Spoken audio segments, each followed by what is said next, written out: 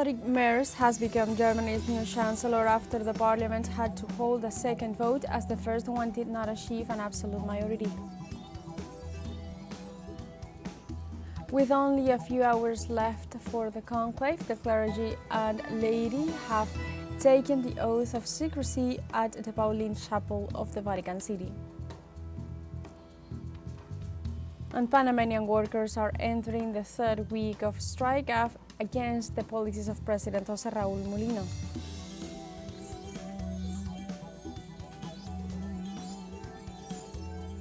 Hello and welcome to From the South. I'm Alejandra Garcia from teleSUR Studios in Havana, Cuba. We begin with the news.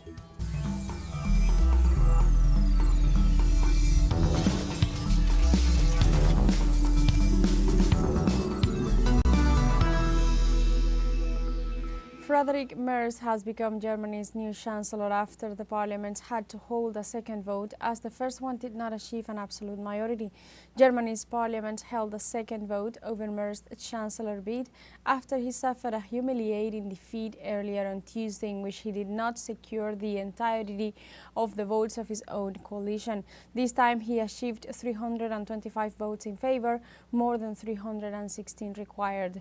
The second vote began at 3:15 p.m. local time and was previously confirmed by CDU's parliament leaders Jens Spahn.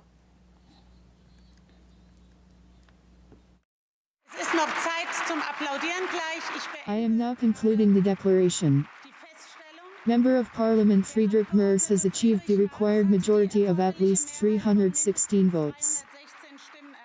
He has been elected Chancellor of the Federal Republic of Germany in accordance with Article 63, paragraph 2 of the Basic Law.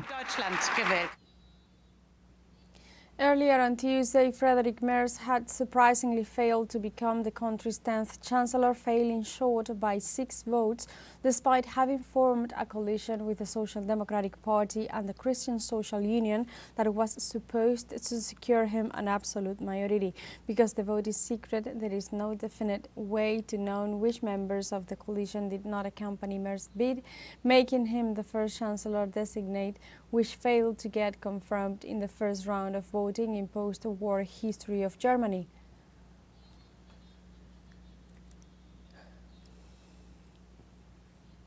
There are only a few hours left for the 133 cardinals who will elect Pope Francis' successor to enter the conclave. Strong security measures are in place throughout the city and especially in the Sistine Chapel. The World Conclave comes from the Latin Conclave, which means under lock and key, and that is how the members of the College of Cardinals will be from 4:30 p.m. local time on Wednesday. 133 cardinals from 71 countries will elect the 267th Pope of the Catholic Church that gathers more than 136 billion faithful. The strict security measures that must now deal with the technological challenges order to deactivation of cell phones starting at 3 p.m. local time. Signal jammers will also be activated in all areas surrounding the Sistine Chapel.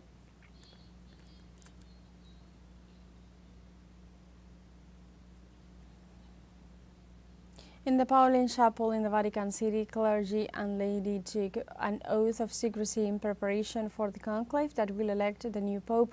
According to the Universi Dominici Gregis, reflected in the Constitution, the Camerlengo and the 3 cardinal assistants have approved the observation of the officials on everything that directly or indirectly concerns the voting and the scrutiny for the election of the Supreme Pontiff.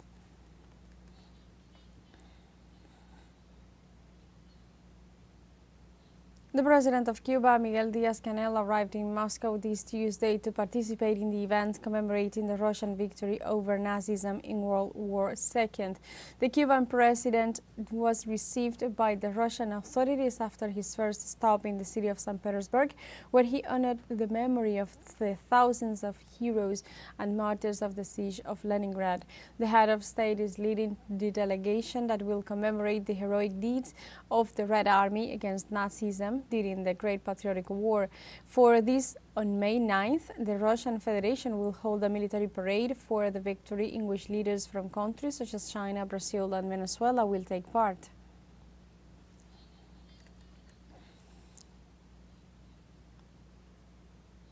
Venezuelan President Nicolás Maduro called European elites ungrateful for underestimating the decisive role of the Soviet army and people in liberating Europe during the Second World War. In this program, Con Maduro Más, on the 80th anniversary of the end of the Great Patriotic War, the president stressed that the Soviet victory over the Nazi machine was the greatest historical achievement known in any war. In this sense, the Venezuelan president underlined that it was the Russian army that discovered the Nazi concentration camps and revealed to the world the crimes of the Holocaust, in which millions of innocent people lost their lives. De guerra nazi, con toda su capacidad destructiva. The Nazi war machine, with all its destructive capacity, which had been prepared over the years under the protection of the U.S. capital of European capitalism, getting it ready for the main attack. What happened is that, after Hitler went crazy and wanted to conquer Europe and the whole world, and in the end, he opened so many fronts that the Red Army was able to advance. By the way,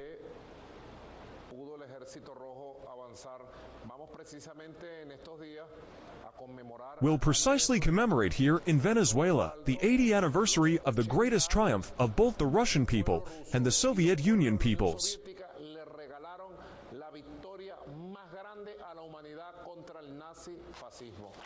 They gave the landslide victory to humanity against Nazi fascism, a victory that not only liberated the Soviet Union territories,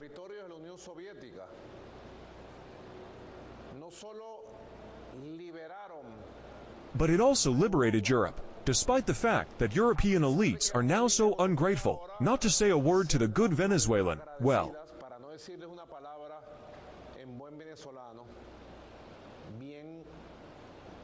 they are ungrateful grounded, and they do not recognize that if it were not for Marshal Chuco and the Red Army, be sure that decades of slavery would have passed by. Por el Mariscal Chuco y el Ejército Rojo tengan la seguridad que hubieran pasado décadas de esclavismo.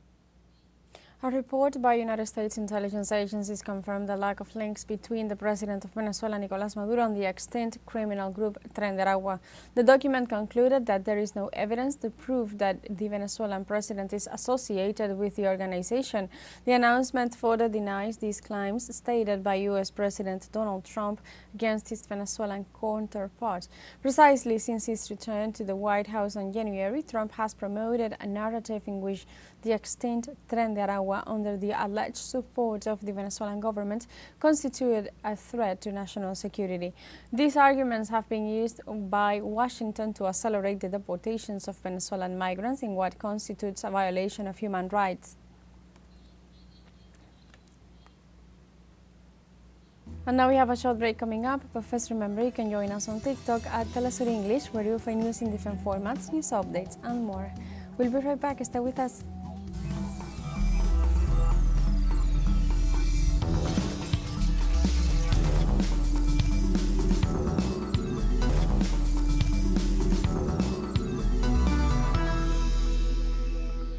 Welcome back to From the South. Panamanian workers are entering the third week of strike against the policies of President José Raúl Mulino. In addition, unions from different sectors are joining in the actions in rejection of the law that seeks to reform the Social Security Fund. The Union of Construction and Similar Workers, Sontrax, warned that the demonstrations in defense of Social Security will continue until the executive eliminates the norm. In this sense, the collective called on the different sectors to continue the strike at the national level, despite threats of repression by the authorities.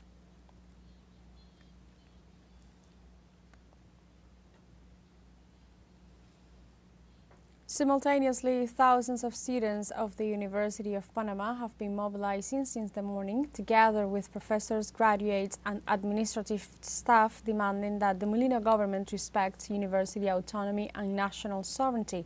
In addition, the university community expressed its rejection of the Memorandum of Understanding signed with the United States, considering it a document that threatens national independence.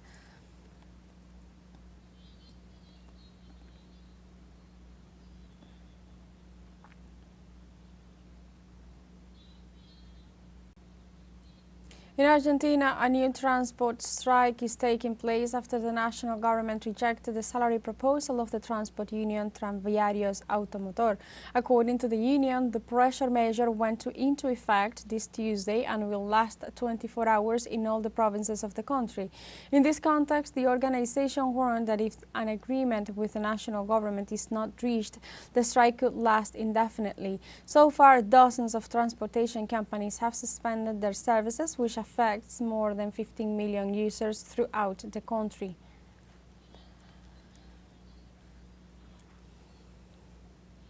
Salvadoran police officers have arrested the heads of the 5 bus companies for allegedly failing to comply with President Nayib Bukele's transportation decree. The presidential decree, which stipulated free public transportation service from May 5th to 11th, was ordered to compensate for the closure of the Los Chorros section of the Pan American Highway, which the Ministry of Public Works hasn't been able to solve. In this context, authorities unfolded the detainees, among them the chair of the National Transportation Board, Alex Sorto, would be charged with offences such as breach of duty, refusal of assistance and extortion.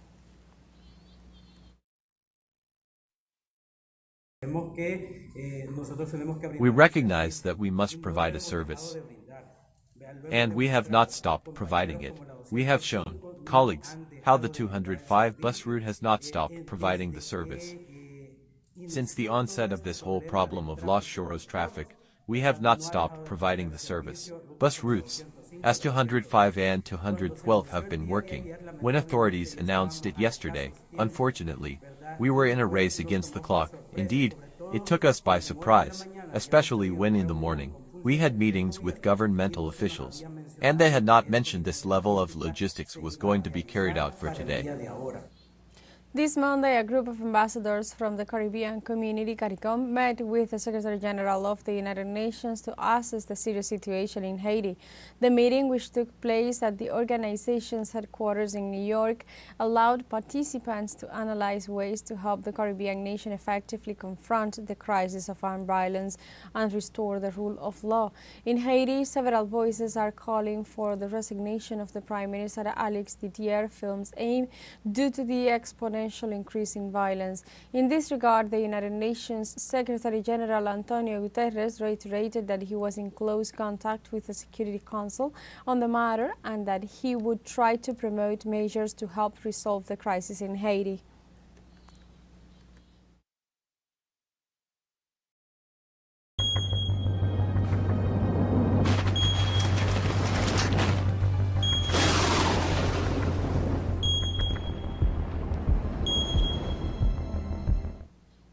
On Monday, heavy rains caused a significant increase in the flow of Dajabon River located along the Haitian and Dominican border, prompting alerts for residents of its surrounding areas. In this regard, no significant damage has been reported so far, but the constant rain and strong gusts of wind, which have left several areas without electricity, are keeping the community on alert. In this context, authorities on both sides of the border have set up a permanent monitoring system and are advising people to pay the utmost attention to the changes in the river and to take the necessary precautions, especially in the most vulnerable areas.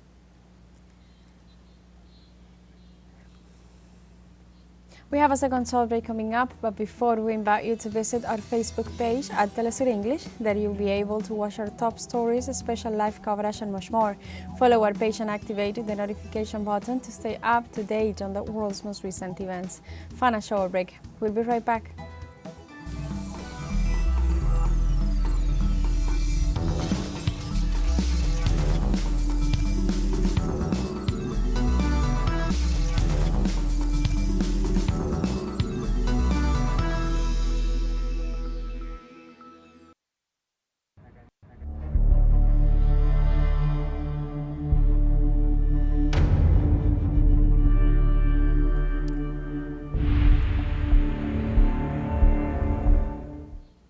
Welcome back to From the South.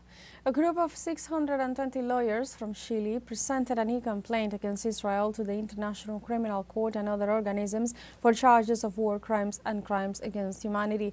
The multiple action is in addition to other denunciations already made by the group of lawyers where they previously obtained an arrest warrant against the Israeli Prime Minister Benjamin Netanyahu. This lawsuit follows the attack of the Zionist troops against a humanitarian flotilla with a Maltese flag, which was carrying necessary supplies to the Gaza Strip. The complaint also seeks to ensure humanitarian access to the enclave.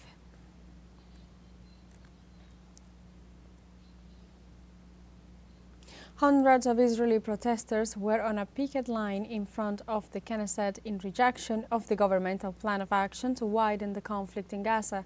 Local police scattered the picketers who opposed Monday's announcement that authorized colonial occupation forces to go under offensive against the Gaza Strip. Israeli demonstrators accused the Netanyahu administration of prioritizing war escalation over a deal with Hamas Palestinian movement. They further condemned their prime minister's inaction to bring home the 59 Israelis that remain detained. Overall, the Zionist regime has rejected and broken all chances of a detained swap and ceasefire deal.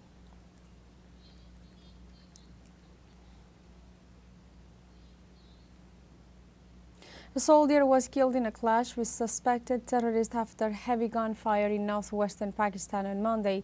The Pakistan Army Information Office said that the 40-year-old soldier, whose identity was not disclosed, died after the clash that occurred in the middle of an anti-terrorist operation in the South Waziristan district.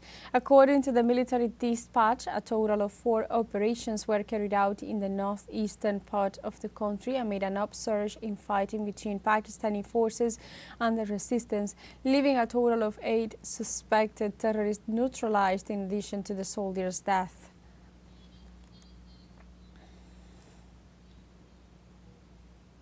The Sudanese paramilitary rapid support forces continued its drone attack on Port Sudan for the 3rd consecutive day. The new attack is part of the escalation denounced by the United Nations on Monday and has left the entire city located in the east of the country without electricity. According to local reports, the attack caused fires both in the city's port and airport, which led to the temporary suspension of all flights. The Sudanese government has not yet commented on the attack.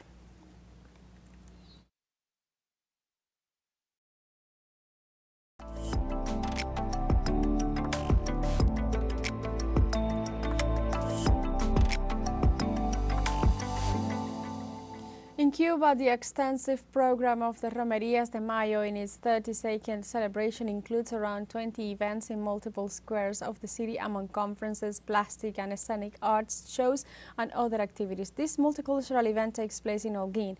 Our colleague Jordanis Rodriguez tells us about it. Since 1994, the cultural event has turned Holguín into the capital of young art in Cuba. Mexico is part of the 80 countries that are present in this 32nd edition of the Romerías de Mayo. The premiere in Cuba of the opera of La Mulata de Córdoba by composer José Pablo Moncayo of the Aztec country is part of the wide range of auctions. The Rodrigo Prat Lyric Theater, the Holguín Symphony Orchestra, as well as choristers and musicians from Mexico, join in this song from solidarity among nations under the orchestral direction of Maestro Isaac Márquez. It is wonderful because both in the lyric theater and in the orchestra there are first-year students and even professionals, and it is an integral experience for everyone. Since the group is heterogeneous, you have to know how to work so that everyone sounds the same and that they are at the same level. Among the most awaited spaces of the Romerías is the 30th edition of the Congress of Thought and Prize for Young Researchers Memoria Nuestra. This is a meeting of deep reflection inspired by the analytical vocation and social commitment of the artists attending the Romerías.